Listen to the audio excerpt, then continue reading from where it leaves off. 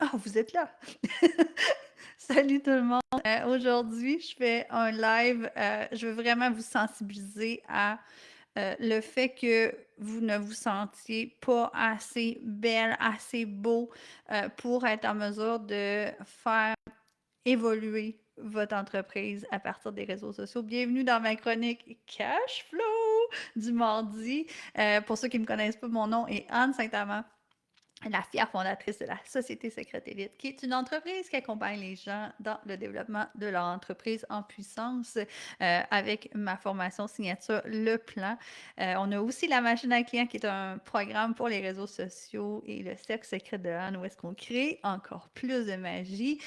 Donc, bienvenue dans cette capsule Cash Flow où est-ce que je vais aujourd'hui vous parler de votre douleur face au fait de vous voir devant la caméra, ce qui vous empêche d'aller de l'avant et va vous faire perdre énormément, énormément d'argent, mais surtout va priver les gens de votre magnifique expertise, va priver les gens de pouvoir transformer leur vie à travers vos services.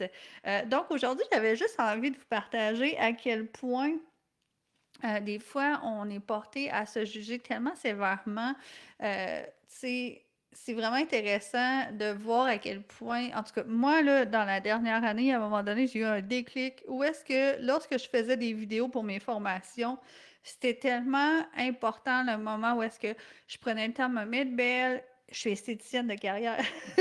C'est ça que mon premier réflexe, hein, c'est de me pouponner pour que vous me trouviez cute, mais en même temps aussi pour me faire du bien. Mais à chaque fois que je commençais mes vidéos, plus le temps avançait, plus je réalisais que oh, fallait que je me mette un petit peu de poudre là, que j'ai sur le crayon là, puis que tu sais, j'essayais tout le temps d'être parfaite, puis à un moment donné, je fais Lynn, ça devrait pas être ça la vie, puis ça doit pas être ça la vie, tu sais, puis je trouvais ça hyper intéressant. Puis l'autre fois, j'écoutais une vidéo, moi j'aime beaucoup regarder des YouTubeurs, puis j'écoutais une YouTubeuse qui est influenceuse dans le domaine de la cosmétique, puis elle racontait une journée qu'elle vit dans sa vie, puis elle disait justement qu'elle était en train de faire une vidéo pour une marque de skincare, puis que là, tu sais, entre chaque prise de son vidéo, il fallait tout le temps qu'elle fasse ses petites retouches, puis j'ai fait « Ah ouais, je suis pas toute seule! » Là, je me suis mis à me dire My God! Qu'on s'en impose beaucoup. Fait que j'ai vraiment décidé à partir de là de juste me sacrer patience. Puis c'est drôle parce que je le remarquais souvent lorsque je fais des zooms avec mes clients.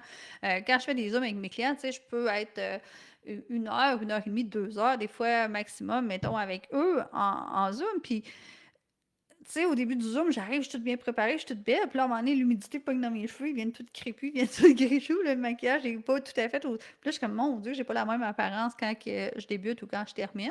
Puis j'étais comme, ouf, c'est-tu pas grave parce que tout le monde vit ça. Puis le fait que cette YouTubeuse-là, elle ait partagé ça l'autre fois, ça a été comme vraiment une prise de conscience pour moi de, ah, et on s'en foutu pour vrai. On n'a vraiment pas besoin d'être parfait. Puis la réalité, c'est que les gens arrivent à vous montrer à quel point ils sont beaux, justement dans le 15 minutes après que ce soit préparé. Tu sais, on le vit tout, là, je sais pas, moi, si ça vous est déjà arrivé là, d'aller à un mariage, puis d'avoir un maquillage tellement parfait, puis une coiffure tellement parfaite, puis au milieu de la soirée, tu te vois dans le miroir, puis t'es comme, on me semble que j'ai de l'air de rien. Tu sais, on dirait qu'on juge tellement fort, puis c'est encore plus fou l'année passée. Ah non, il y a 2 ans à peu près, là, il y a eu une période où est-ce que, ouais, c'est ça, 2 ans, lorsqu'on a vécu notre processus d'immigration. Moi et Mathieu, j'ai été 2 ans que c'était de la paperasse interminable. C'était tellement lourd, c'était tellement intense qu'est-ce qu'on avait à faire pour pouvoir accéder à notre nouvelle vie qu'on a maintenant. C'était tellement de stress. Je raconte même pas les péripéties qui étaient arrivées dans toute cette aventure-là, mais il y a des bouts, c'était carrément inhumain, ça faisait plus de sens. On a réussi à réaliser notre plus grand rêve parce qu'on était très déterminés puis on le voulait vraiment, mais à travers ça, j'ai envie de vous dire qu'à un moment donné, dans cette période-là, ça m'a coûté un 30-40 livres qui s'est ajouté à mon corps. Puis à ce moment-là, j'ai vraiment paralysé. C'était rendu tellement difficile pour moi d'apparaître sur les réseaux sociaux parce que je me sentais plus digne d'être vue, je me sentais plus digne d'être écoutée, juste parce que j'avais peur que les gens aient l'impression que je m'étais laissée aller. Puis pourtant, c'était pas le cas pantoute, là. Je veux dire, on a juste été en mode, survie pendant un bout. De toute façon, tout le monde l'a vécu, là. Aussi, la période du fameux vilain virus, là, où est-ce qu'on était tous enfermés chez nous. Fait que ça a été beaucoup, beaucoup de choses qui ont bougé en même temps. Puis, à un moment donné, j'ai pris le temps de jaser avec ma coach, puis j'avais vraiment de la misère à créer des nouveaux vidéos de formation pour mes clients. J'avais de la misère à créer du contenu pour mes réseaux sociaux parce que j'étais tellement triste en profondeur de qu'est-ce que je dégageais devant la caméra, d'avoir peur justement de perdre la crédibilité, de ne pas être aussi belle que mes compétiteurs, mes collègues ou peu importe, de ne pas être aussi bien dans ma peau. Puis, j'avais vraiment peur de l'image que j'allais dégager. Euh, puis c'est là que ça devient intéressant parce que ma coach, elle a vraiment pris le temps de me conscientiser, puis elle a fait Anne, genre, t'as un don. Genre, garder ce don-là pour toi, c'est un sacrilège. Elle dit, c'est pas au sujet de qu'est-ce que t'as de l'air, on s'en fout de qu'est-ce que t'as de l'air sur les réseaux sociaux, on s'en contrefout pour vrai. Qu'est-ce qui est vraiment important, c'est le message que tu as à livrer, c'est la mission que tu as, c'est d'aider les gens. Les gens, sans toi, ils sont laissés à eux-mêmes. Puis c'est là qu'à un moment donné, elle a réussi à me faire comprendre que c'était rien n'avait absolument rien à voir avec moi. C'était vraiment à travers qu'est-ce que j'avais comme message à partager avec les gens. Puis ça m'a vraiment, vraiment fait réaliser à quel point ma valeur ne se définissait pas par mon apparence. Puis, by the way, quand je regarde des trucs du passé, d'il y a 1 an, 2 ans, je suis comme, oh, j'étais donc bien cute. Genre, tu sais, des fois, on est tellement dur envers nous-mêmes. Puis, c'est ça que j'ai envie de vous partager, c'est que des fois, vous avez tellement peur de qu'est-ce que vous allez avoir de l'air devant la caméra, alors que les gens ont vraiment besoin de vos services. Il faut absolument arrêter de se concentrer sur cette espèce de maladie mentale-là, de vouloir bien paraître sur les réseaux sociaux, de vouloir être parfait, impeccable, alors qu'on sait très bien qu'en 2025, tout ce qui est de l'acceptation de soi, tout ce qui est de autant, mettons, au niveau de l'ouverture de la diversité, autant on veut plus du body shaming. Les gens sont très conscientisés et les gens aiment la différence. J'adore quand je regarde, mettons, en ce moment, tout au niveau international, autant au Québec, en France ou partout aux États-Unis ou peu importe. Je trouve tellement que les acteurs en ce moment, de plus en plus, ont des visages, des traits atypiques, des yeux atypiques, des formes de bouche, de dents, de peu importe, de toute façon.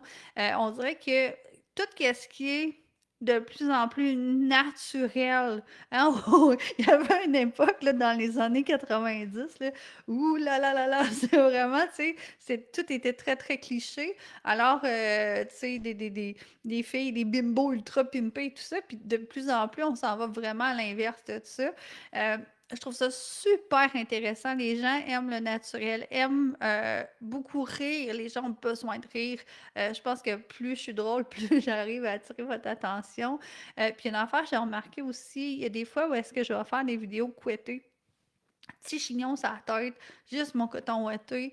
Je l'ai vécu pendant le déménagement à un moment donné où est-ce qu'on était tellement fatigués, j'avais de la misère à me mettre cute pour vous faire des vidéos. Mais je me disais, j'ai promis à mes clients que j'allais être là, alors je suis là. Euh, puis c'est dans les vidéos qui performent le plus, c'est dans les vidéos où est-ce que le monde m'écrive le plus de commentaires. Alors c'est vraiment, on se rend compte que c'est vraiment l'essentiel du message qui va garder l'attention des gens bien plus que qu'est-ce que vous avez de l'air. Fait que j'ai envie de vous dire, pour l'estime de soi, c'est vraiment bien de prendre le temps de se chouchouter, de faire des rituels pour se sentir beau. J'adore, moi, je suis esthéticienne de formation, de métier, j'ai fait l'esthétique sur une période de 20 ans. Alors que, tu sais, c'est sûr que tout ce qui est des rituels de skincare, ça me fait du bien parce que je prends soin de moi, je me donne de l'amour.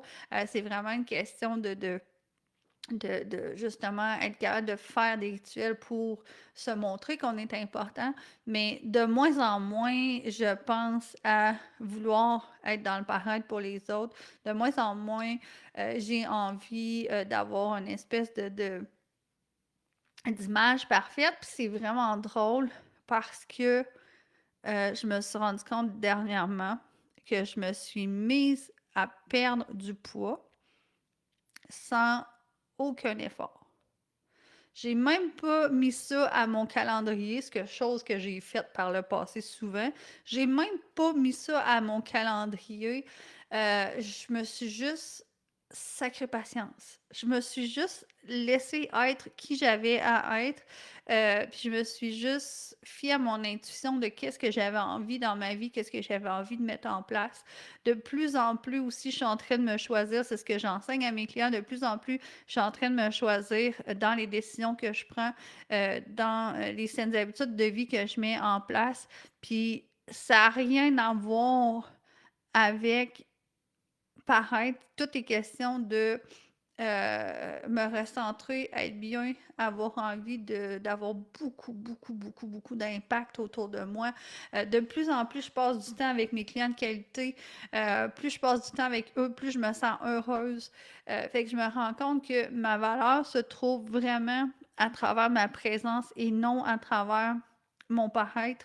Puis ça a été très, très libérateur pour moi dans les derniers mois. Puis je veux que ça le soit pour vous aussi parce que comme j'ai dit au début du vidéo, juste le fait de ne pas vouloir vous montrer en ligne, le fait de vous cacher, fait que, un, vous perdez énormément d'argent, c'est des milliers et des milliers de dollars que vous laissez sur la table, chose numéro un, mais chose numéro deux aussi, vous privez les gens de votre expertise, vous privez les gens de pouvoir utiliser vos services parce que vous vous sentez pas en ce moment valable, alors que vous êtes probablement une personne de très, très grande valeur. Juste le fait que vous êtes ici, que vous essayez d'apprendre comment développer votre entreprise dans cette communauté-là ou peu importe, ça démontre que vous avez quelque chose de conscient, important à offrir.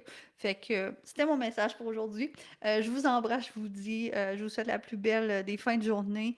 Puis j'espère que cette chronique, je m'attends jamais du bon, j'espère que cette chronique cash flow va vous avoir inspiré aujourd'hui. Puis dites-moi ce que vous pensez de mon nouveau décor, je l'aime full. Puis c'est vraiment le fun parce que j'ai fait un décor qui va me permettre, au gré des saisons, au fil des saisons, de changer quelques éléments aussi. On s'en va tranquillement pas vite vers l'automne, l'Halloween. Ça se peut que vous voyez des petites choses apparaître.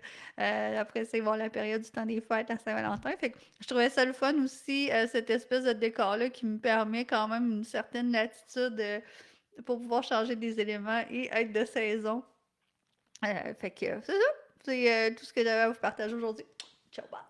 Bye!